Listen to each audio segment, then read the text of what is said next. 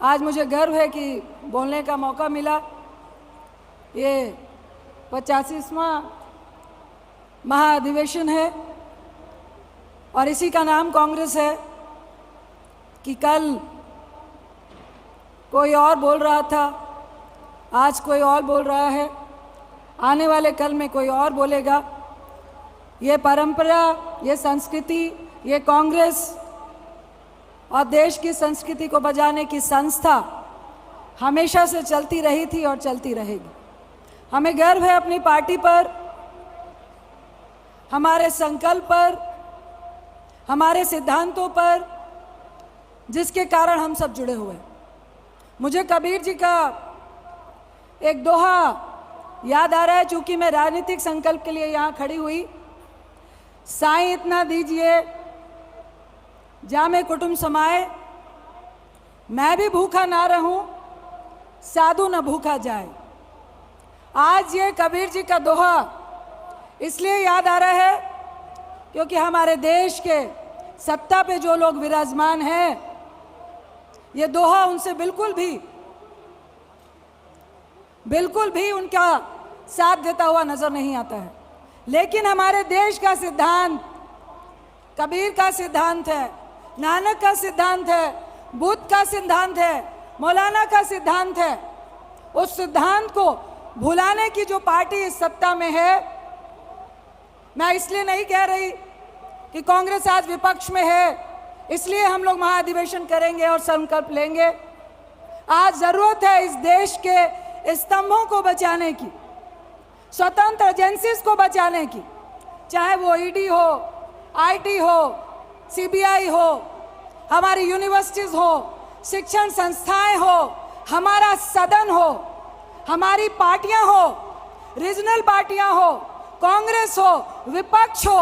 आज जिस तंत्र, लोकतंत्र की हत्या इस देश में विराजमान सत्ता में बैठे हुए लोग कर रहे हैं, आज से पहले कभी भी इस देश में इस तरह की हरकतें नहीं हुई। सदन में हमारा मुंह बंद किया जाता है, अगर हम आपसे घोटालों की बात करते हैं हम लोगों को धमकाया जाता है, प्रिविलेज मोशन में लेके आया जाता है।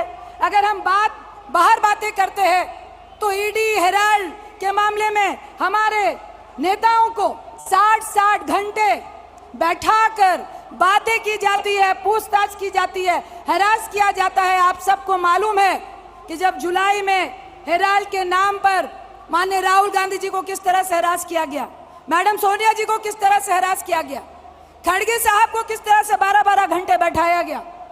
आज बहुत जरूरत है कि हम सब मिलकर अपनी पार्टी के लिए नहीं, सिर्फ सत्ता में आने के लिए नहीं, इस देश को बचाने के लिए, इस देश के जोड़ने की परंपरा को बचाने के लिए और इस देश की सभ्यता को बचाने के लिए हम सब संकल्प लेने के लिए आए हैं, राजनीतिक संकल्प लेने के लिए आए हैं कि हम सारी स्वतंत्र एजेंसीज का रक्षा की जिम्मेदारी लेते हैं, हम भारत को जोड़ने की जिम्मेदारी लेते हैं, हम हाथ से हाथ जोड़ने की जिम्मेदारी लेते हैं, हम महंगाई को कम करने की जिम्मेदारी लेते हैं, हम बेरोजगारी को कम करने की जिम्मेदारी लेते हैं।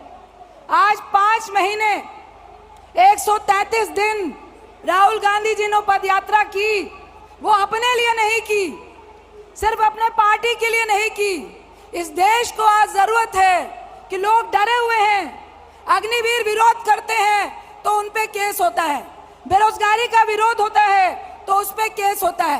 राजनीतिक पार्टियां अगर अपने सिद्धांत पे, उनके नीतियों पे कटाक्ष करती है तो उन पे केस होता है, उन पर ईडी के छापे पड़ते हैं। जिस तरह छत्तीसगढ़ में इस महाअधिवेशन से पहले लगातार हरास करने की कोशिश की जा रही है, हम सब यहाँ इस अधिवेशन से ऐलान करते हैं कि डराने वालों का इतिहास है कि डराता वो है जो खुद डरता है, और वो लोग कभी नहीं डराते हैं जो खुद भी नहीं डरते हैं।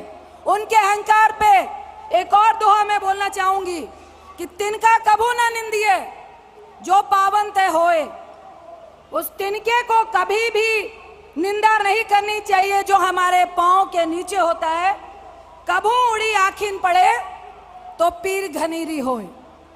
कभी भी उड़कर जब वो आंख में पड़ता है तो बहुत पीड़ा होती है और आपको देखना भी बंद हो जाता है। तो मैं फिर कहूंगी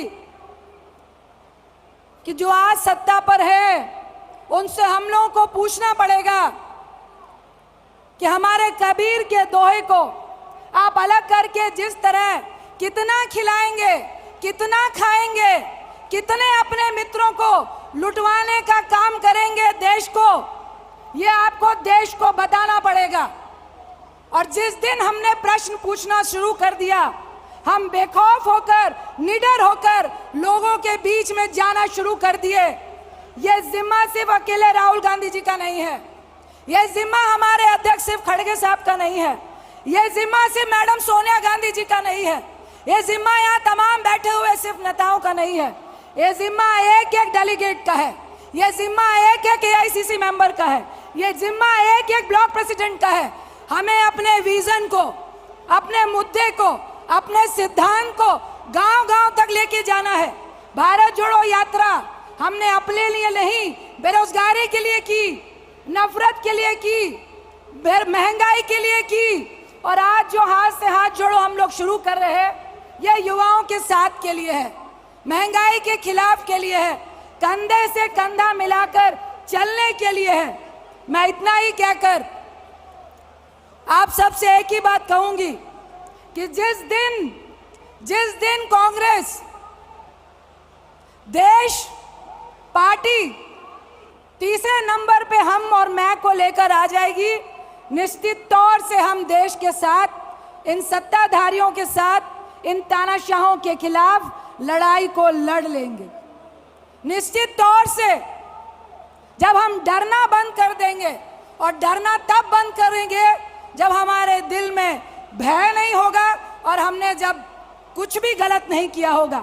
हम आप सबसे आह्वान करते हैं कि जो राजनीतिक संकल्प हम लोगों ने लिया है, मैडम सोनिया जी ने एक मां की तरह इस पार्टी को, इस देश को संभालने का काम किया है। अब हम सब का फर्ज है, हम सब आगे आए और जो सपना लेके ये कांग्रेस इस देश के लिए चली थी, उस सपने को साकार करने के लिए हम सब बेखौफ होकर, निडर होकर लोगों के बीच में जाएं और एक एक बातों को, मुद्दों को, अपने राजनीतिक संकल्प को, जिसमें तमाम स्तंभों का रक्षा करने का, मीडिया का, जुडिशरी का, न्यायपालिका का, कार्यपालिका का, सब संस्थाओं को, शिक्षण संस्थाओं की रक्षा का जिम्मा लिया है। मुझे बहुत खुशी है कि मुझे 2 शब्द बोलने का मौका मिला। आज आप सब छत्तीसगढ़ में आए हैं। मैं जरूर कहूँगी कि छत्तीसगढ़िया सबला बढ़िया, हम सब छत्तीसवासियों को गर्व है। और मैं एक बार फिर से तमाम यहाँ पर आए हुए महाधिवेशन के कांग्रेस जनों को एक ही बात कहूँगी कि अगर हम सब मिलकर, एक साथ मिलकर इन तानाशाह के खिलाफ लड़ेंगे तो निश्चित तौर से सदन और सदन के बाहर एक ऐसा माहौल बनाएंगे जो देश के लिए, देश के हित के लिए और युवाओं के लिए, महिलाओं के लिए, सबके हित में होगा। इतना ही कह के मैं अपनी बात को समाप्त करती हूँ। बहुत बहुत धन्यवाद।